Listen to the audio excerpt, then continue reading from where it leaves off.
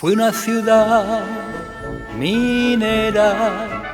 Estamos en el geositio Monumento Natural del Carbonífero de Puerto Llano, en las inmediaciones de la antigua mina de la Extranjera, que está ubicada junto a la barriada minera de Asdrúbal, donde ya han comenzado la segunda parte de una excavación que servirá para dejar al descubierto unos 1000 metros cuadrados de terreno que se convertirán en uno de los principales atractivos turísticos de Puerto Llano.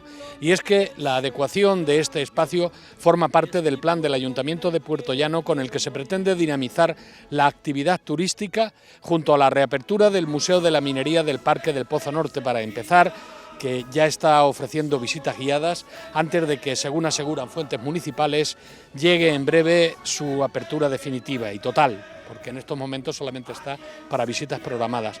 Pero aquí, en este espacio que, como ya hemos dicho, está situado en la carretera de Mestanza, junto a la planta de tratamiento de residuos, o el punto limpio, como se le conoce, desde hace varias semanas han comenzado las labores de acondicionamiento, retirada de residuos, desbroce, consolidación de taludes y terraplenes, adecuación de caminos y viales, drenajes superficiales y revegetación, de tal manera que durante unos 2 meses seguirá la excavación para dejar al descubierto unos 1000 metros cuadrados, en los que se excavará 1,5 metros de la estratigrafía superior, en donde ya se han hallado restos de tiburones, plantas, crustáceos e invertebrados.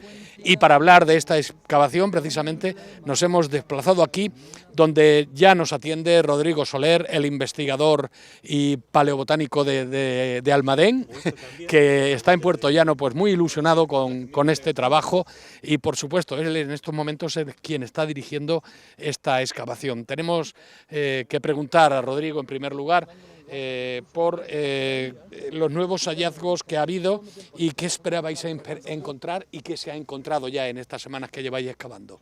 Bueno, esta realmente es la continuación de la campaña que se hizo el año anterior.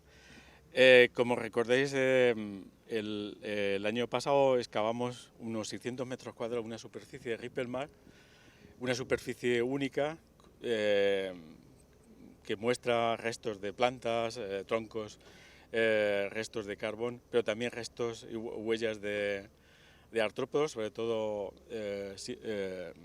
sifosuros, que son artrópodos muy primitivos, emparentados con las arañas o escorpiones actuales.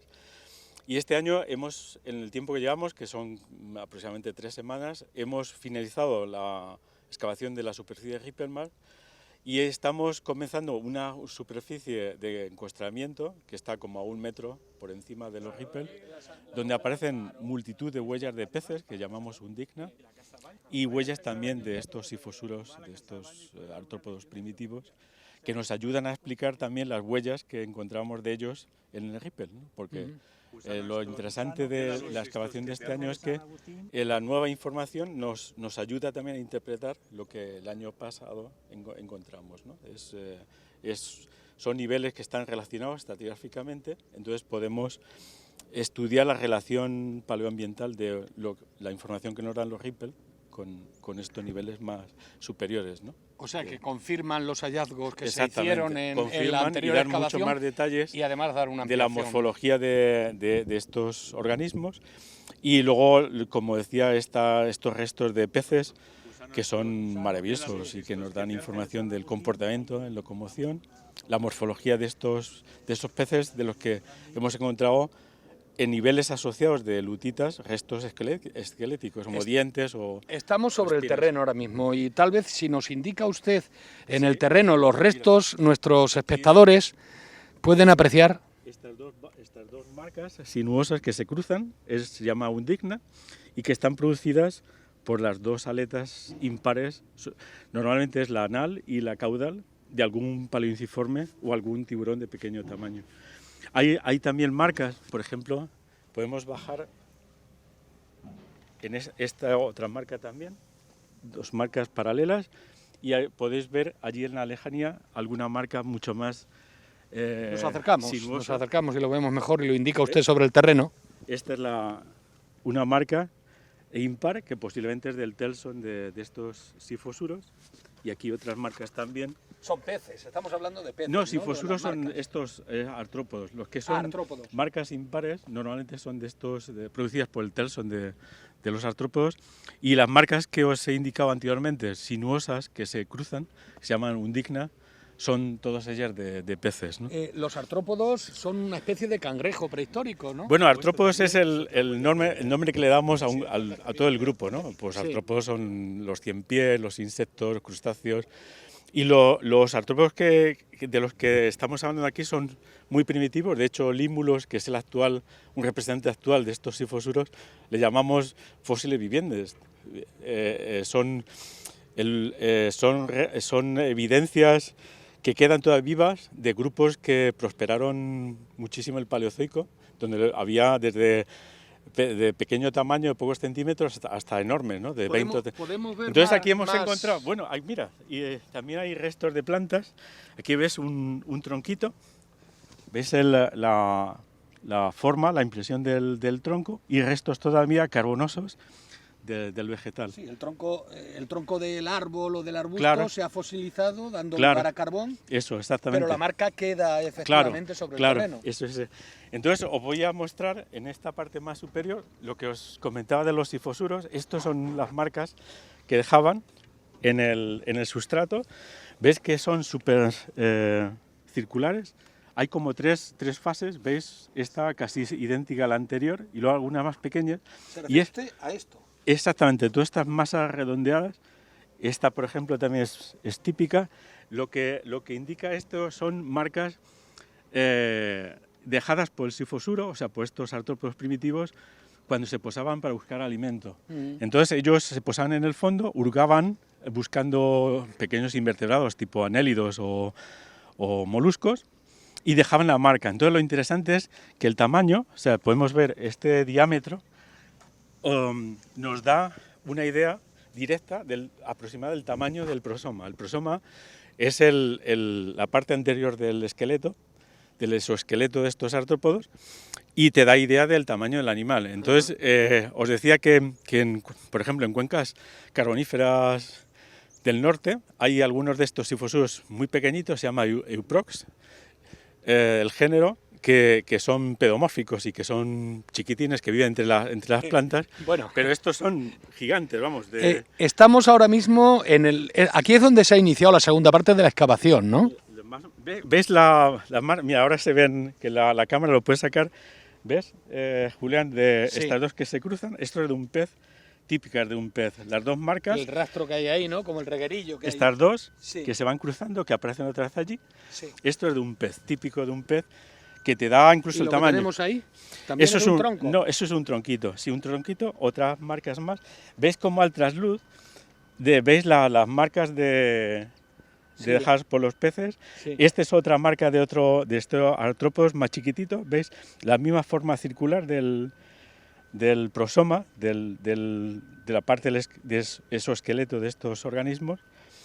Entonces, cuando veis todas las marcas sinuosas, todas son de peces. Entonces, si volvemos otra vez a esta marca que se veía muy bien, esta, por ejemplo, entonces que nos dé el sol, veis que lo que estudiamos es, cogemos una de las ondas, entonces la amplitud, si por ejemplo estos son 10 centímetros, 5 veces la amplitud es aproximadamente el tamaño mínimo del organismo que lo produce, o sea, del Sí, pez. Entonces sí. nos da una idea de... Bueno, pues del creo que con las tamaño. explicaciones que nos ha dado usted, aunque hay algunas cuestiones técnicas que yo no domino y que muchos de nuestros espectadores tampoco, pero que supongo con la imagen y con lo que estamos viendo queda bastante claro lo que tenemos aquí, la importancia de este hallazgo que se debe a ustedes, a los paleontólogos, Claro. que en un día empezaron en Encasur, en la mina Emma, a probar allí con la ayuda de José Lorenzo Agudo, que era Sí, sí. entonces el director de la mina, Y Ángel Alonso. y Ángel Alonso, que recientemente... Lozano. José Luis Lozano también, que era uno de los ingenieros técnicos de esa empresa.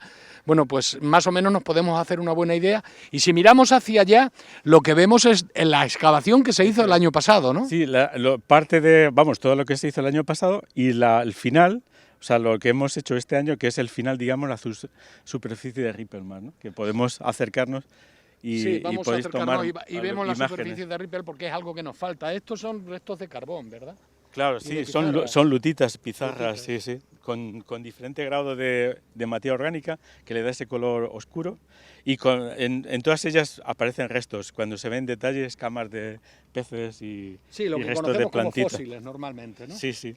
Bien, vamos a ver entonces la zona del Rippel, que es la que abrió, digamos, un poco la excavación y la que sorprendió a todos ustedes, bueno, a todo el mundo, aunque ustedes ya de alguna manera se lo esperaban, porque creo que es interesante que nuestros espectadores vean los rastros que quedan del oleaje que había en esta Eso zona, es, eso es. porque ya parece ser que está más claro que era un Sí, es un estuario estuario, una y zona de que... transición estuarina del Taika. Entonces el océano estaba a pocos kilómetros, vamos, a 50 o 100 kilómetros, pero vamos, teníamos una conexión marina directa, ¿no? Sí. Y aquí podemos ver, indícanoslo, para que ¿Veis? nuestros espectadores lo puedan ver. Ahora, luego subimos hacia la zona donde comenzamos la excavación el año pasado. ¿Veis las crestas del Rippel muy tenues? ¿Veis que aquí prácticamente es aplanada la superficie? Y esto es realmente lo que sucede. O sea, lateralmente la superficie Rippel pierde energía, el sedimento ya no es arenoso, sino limoso, y tienes exactamente esto. Yo le comentaba a mis compañeros cuando lo estaban excavando, los trabajadores, que esto es realmente lo que se esperaba, pero esto es de libro, porque normalmente los afloramientos son tan pequeños que no puedes excavarlo completo y no ves esa transición, ¿no? Que Sí, te vamos, explican siempre, vamos a seguir viendo. pero que nosotros lo tenemos. Una cosa que ha aparecido este año es una huella de posiblemente un reptil, que son, mira, se ve bastante bien. Esta es la parte del talón, ¿ves? Ahí. Esta es la parte del talón y se ven marcas de dedos. ¿Ves? Esta marca de dedos, allí otra marca para acá. Y este es el tamaño de un pisotón de algún tipo de reptil, posiblemente sinápsido. ¿Sinápsido qué es? Pues son el grupo de reptiles que están emparentados directamente con lo que fueron los ancestros de los mamíferos. O sea, están en nuestra línea Sí. o sea, son interesantes. A este tamaño, posiblemente... Esto de detrás también es... Sí, no lo he limpiado para que no se deteriora, Sí. pero sí la huella, que falta todavía algún parte de limo que cubría el hueco dejado.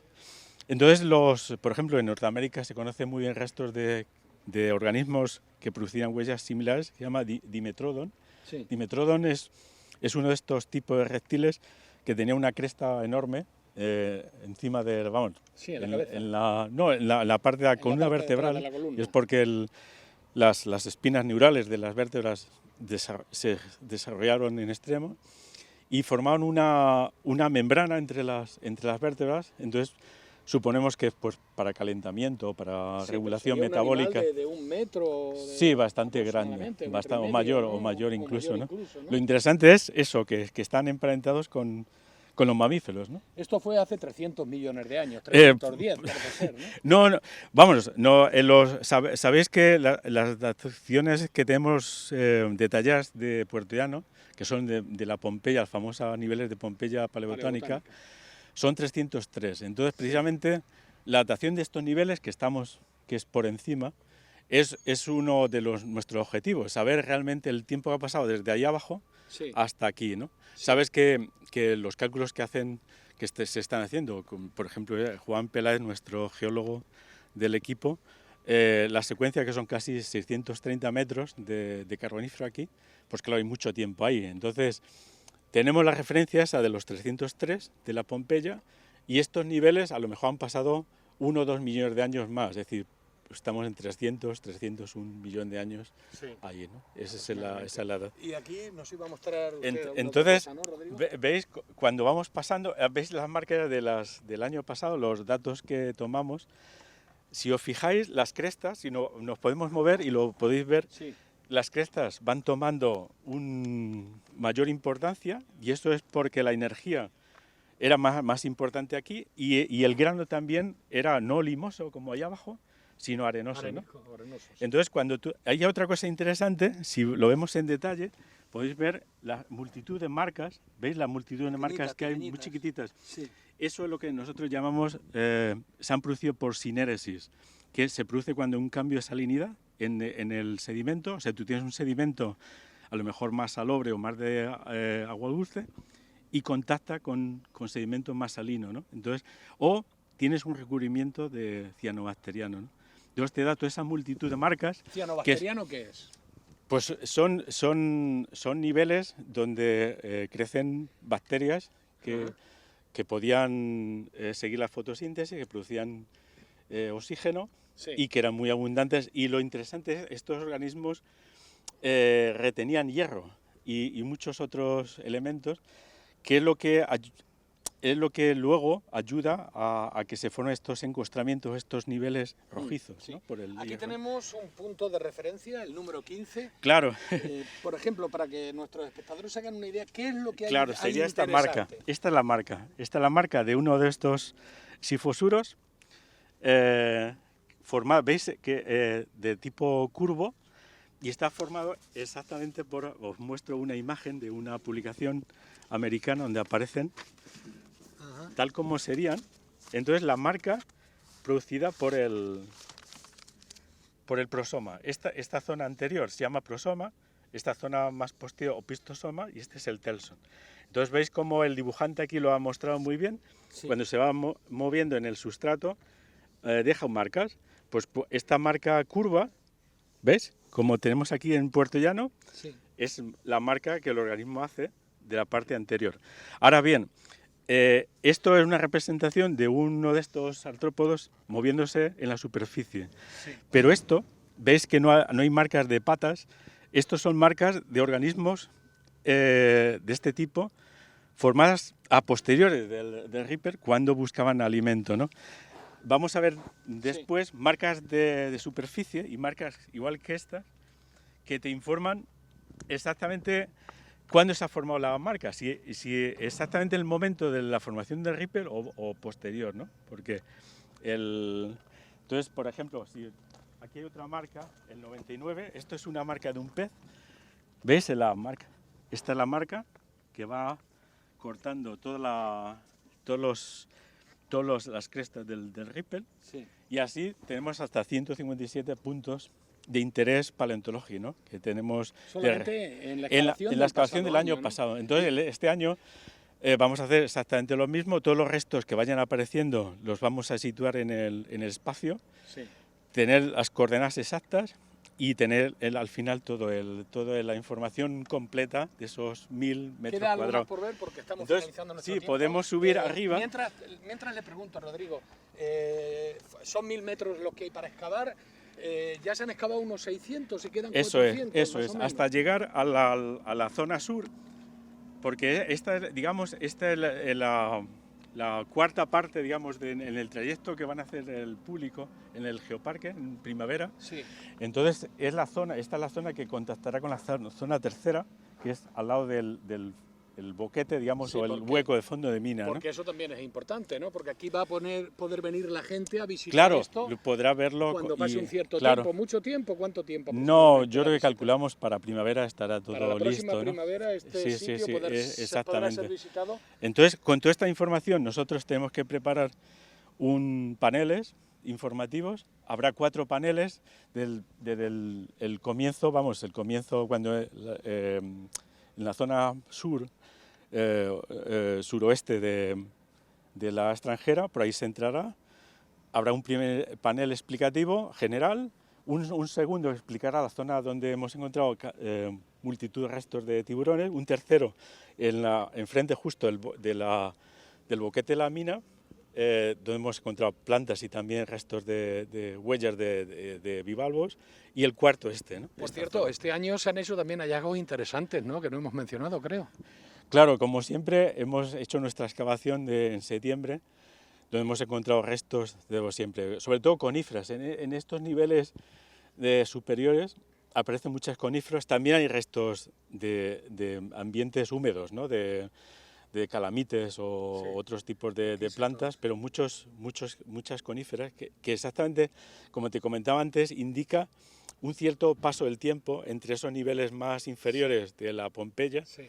y estos niveles más superiores, ¿no? De un poquito, sobre todo estacionalidad. Posiblemente hubo una progresión hacia la estacionalidad que favoreció el desarrollo de ¿Se ha coníferas. encontrado ¿no? algo sorprendente en esta última parte de la excavación? Porque esta será la última parte, me imagino, en principio. Claro, los niveles, lo más interesante, aparte de las huellas y eso, es en los niveles superiores del lutítico, el grano muy fino, hay restos, nuevos restos de palinciformes, son peces óseos, incluso escamas de anfibios, pues algunos de estos anfibios tenían también escamas, muchos restos de crustáceos también, que se llaman esterias y leallas y ostrácodos también. Y vamos a ir acabando viendo eso es lo que nos queríamos mostrar, también lo que... porque ya no tenemos tiempo prácticamente. Otra cosa que os quería comentar es que toda esta información la estamos procesando para publicar pronto esta planta, el 77, ¿ves? Una planta también interesante, perpendicular al... ¿ves? Casi perfecto, perpendicular a las crestas del Rippel. La corriente iba en este sentido. Entonces, esto indica, hay multitud de restos, en la excavación lo hemos visto muy bien, que se orientan en esa dirección. O sea, lógicamente... El agua va hacia allá exactamente. y los arrastra. Entonces, tenemos información incluso por la deposición de los restos, cómo eran esa corriente, o sea, que estaban orientados exactamente conforme al movimiento del agua, lógicamente. Vemos ¿no? cómo se apasiona usted con la excavación y no es para menos. Y por supuesto vamos a ver ya lo último que nos quería mostrar, ¿no? De los descubiertos el pasado año. Entonces subimos para aquí arriba, bueno, aquí se ve la sección, lo que hay por debajo. Y aquí, si veis, entonces yo creo que lo puede... Esta es una zona con multitud de restos, o sea, huellas, sobre todo huellas de estos sifosuros, de estos artrópodos primitivos, que están justo debajo del nivel de Rippel. O sea, ¿veis? En este primer momento de excavación había... Se ve perfectamente el Rippel, ¿veis? que está aquí, que es más marrón, ¿verdad? Exactamente. Y las huellas de los artrópodos más grisáceas que están exactamente. debajo. Pues esto está... ¿Ves el color rojizo? Ese es el color natural de... Cuando se lava mucho, este nivel, aparece el nivel suyo, que es el del encostramiento de carbonato de hierro, y ves las huellas. Por ejemplo, esta huella, ¿ves? Sí. Aquí hay una huella, el 126. Vamos, donde veis toda la numeración, son todas las marcas. ¿Veis otra marca por aquí? Sí.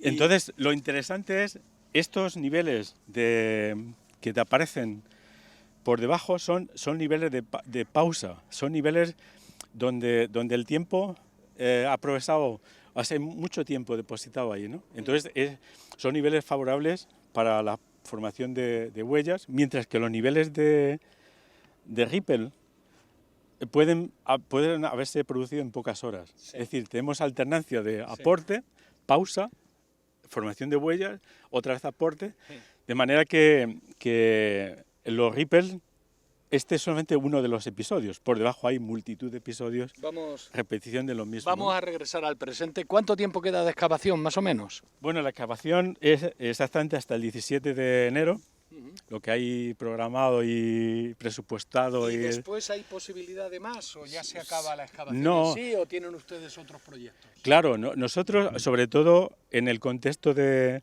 la Cátedra de Carbonífero, que el convenio que tenemos del Ayuntamiento con la UNED, nos da opción a poder seguir investigando en los próximos años. ¿Pero tenéis pensado algún lugar aquí en Puerto Llano? ¿Hay alguna otra cosa interesante?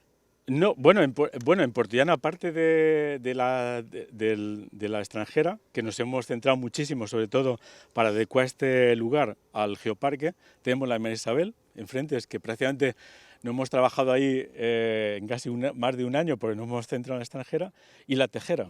O sea, esos son los tres puntos neurálgicos del paleobotánico de Puerto Llano. Esos 3 puntos, Julián, son el monumento natural que está protegido. Como monumento natural que está protegido. ¿no? Entonces, simplemente este lugar de la extranjera se ha elegido por la estructura del Rippelmar, por una mayor extensión que hace más accesible al público para el geoparque.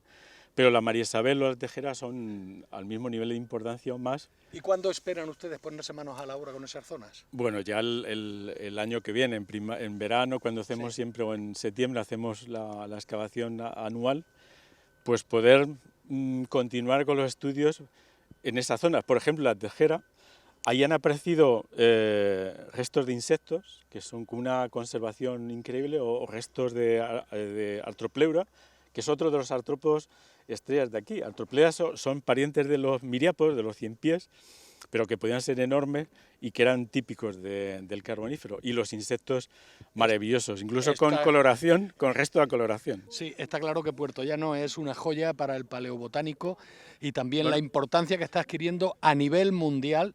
Claro. Como monumento prácticamente único donde se pueden encontrar cosas muy dispares que no se pueden encontrar reunidas en ningún sitio, ¿verdad? Claro, sí, no, el sitio es único.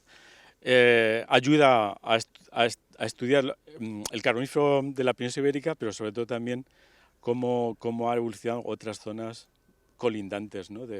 ¿Para el turismo en general esto puede ser interesante? Desde luego que sí, no solamente a nivel docente, sino al público en general, saber las zonas donde viven o cómo se han desarrollado, incluso a nivel de la evolución, ¿no? Cómo ha evolucionado la biosfera en este planeta tan bonito donde vivimos, que tiene una historia increíble.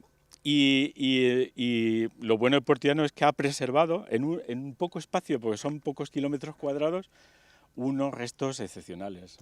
Un periodo, además de la historia de la vida y de la tierra, importantes, que dio lugar al carbón tan importante para Puerto Llano. Si en un día pasado valorábamos el carbón como algo importante en nuestra ciudad, ahora tenemos que valorar de cara a este presente y al próximo futuro el hallazgo tan importante de la Pompeya paleobotánica, que es como se conoce a este lugar, aunque es el monumento natural por excelencia del paleobotánico en Puerto Llano. Rodrigo, muchísimas gracias por sus explicaciones. Gracias a vosotros. Y nada, pues cuando queráis podéis volver y ver la progresión, cómo seguimos en nuestro estudio de este yacimiento, de esta zona, y lo que hagamos en el futuro. Bienvenidos siempre y gracias por divulgar nuestro trabajo. Por el interés del lugar, por el interés de Puerto Llano y por el interés de nuestros espectadores, volveremos en cuanto que nos invite la próxima vez. Muchísimas gracias. Dicen que nunca fue puerto, dicen que ya no es, pero se llama Puerto Llano, el pueblo al que yo siempre querré.